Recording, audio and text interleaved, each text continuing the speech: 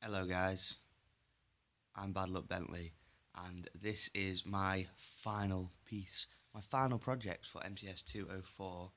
It's week 10, and you're here with me to learn all about the remix culture, and copyright, and how copyright is oppressing the remix culture outlined by Mr. Lev Manovich.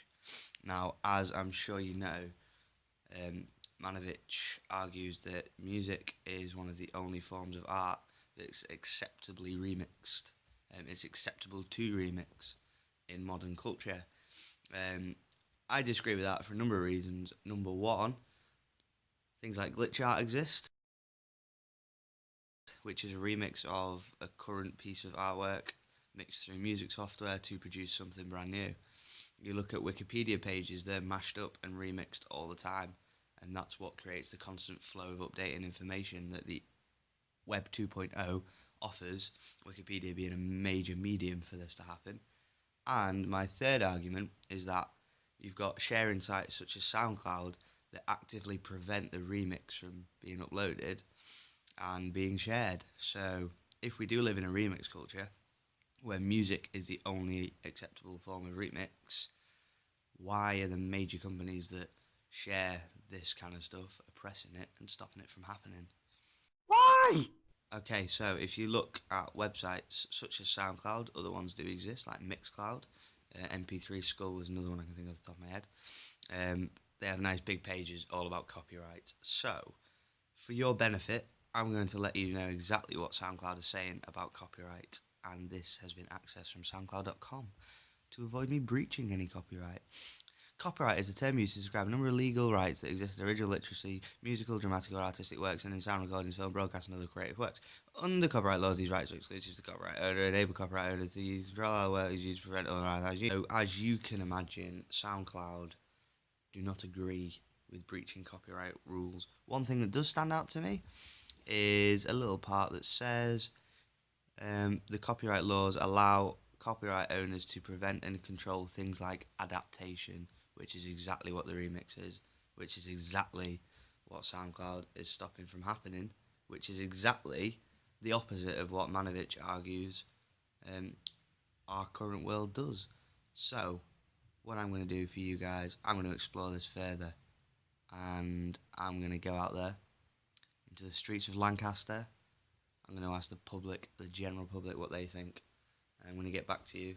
I'm going to get it all on film, and it's going to be great. So prepare yourselves. Excuse me, just for 2 seconds. Could I talk to you about your opinions on the copyright laws in the UK regarding websites such as SoundCloud? Well, I must say that the UK copyright laws that tarnish our reputation as artists in the UK are rather frustrating. Right, guys. Don't get me wrong. It's not that I don't agree with intellectual property kind of not being your own. At the end of the day, if you've made something, then it's yours, it's your work, you deserve the rights to it. However, if another artist comes along and sees a new angle, a new approach, and a new way of producing the art, this isn't just for music, this is me talking on a broad spectrum of things, um, then why shouldn't they be able to do it? You know what I mean? It's a really interesting issue because you do have scholars such as Manovich talking about this remix culture and the potential the world has to be this remixed state. Then you've got the major companies that are stopping it from happening, which confuses me. There seems to be a massive conflict of interests, and I think that maybe sometimes we can step back and say, if someone is remixing a piece of art, mashing it up, doing whatever they want with it, if they're not gaining any financial benefit from it, then surely they should be able to use the work and they should be able to share it in order to get more reach, get a further scope, a bigger target audience, and then eventually go on to make money themselves.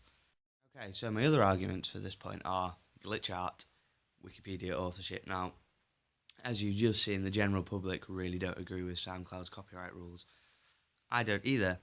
People like Manovich clearly don't. So, why is it that websites like SoundCloud, made for sound sharing, prevent remixes happening, but then you have pages and websites such as Wikipedia that are actively encouraging mashup and remix. Why?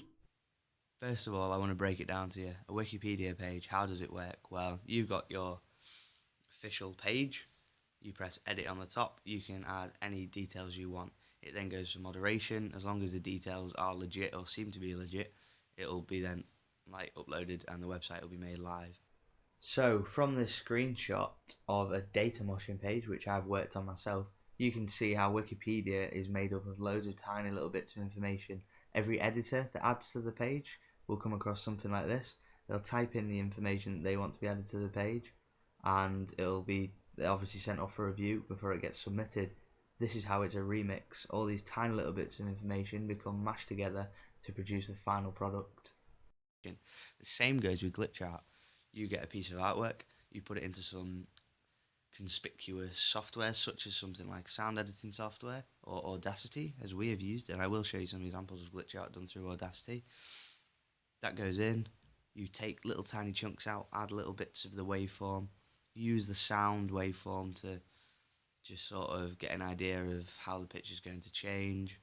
You can add echoes, click tracks, all sorts. You then save it, export it back as a picture file, and you've got this glitched out, mashed up piece of art. Einstein writes a pretty interesting piece on mashup and montage. In response to this, I did make a music video. Now you might be asking how I managed to do this mashup video without breaching any copyright. Well, I did that by using my own music. It was all my own produced music. All the video was produced and edited by myself, so therefore I had complete agency on the project, which means no copyright was breached. Having said that, I'm not saying that remix artists don't have agency. Again, relating back to Manovich's reading and the work by Navas, there are plenty of arguments to suggest that a remix artist does have agency.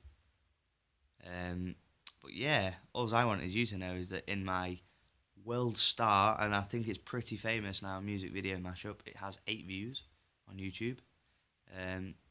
No copyright laws were breached, which is quite interesting because myself, I have shown that it is possible to upload original art and your own art online.